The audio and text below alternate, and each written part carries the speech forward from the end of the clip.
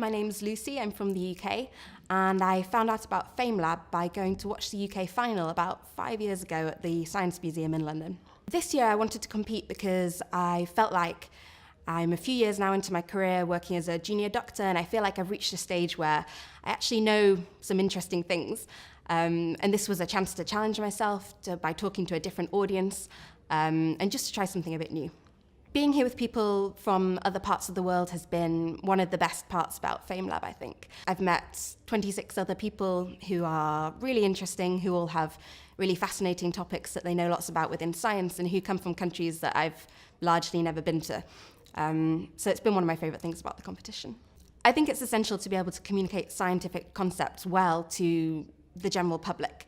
This is important in all types of science, but particularly in my job working as a doctor because I spend my whole day with members of the public. So it's really nice for me to be able to practice those skills, practice talking about sometimes quite complex scientific concepts.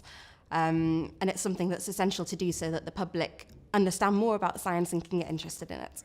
One of the interesting things I found out researching one of my early talks for Famelab was that there's an Amazonian hunting poison called curare, which actually has been used for hundreds of years in the jungles of the Amazon, but it's more recently, in the last 100 years, been adapted to become one of the most important anesthetic drugs that we use every day in surgeries, both in the UK and around the world. I would encourage anyone who works in the field of science and who likes talking to people to consider competing in Famelab. It's an experience that will make you better as a communicator and a speaker, and it's a great way to meet loads of really fun people.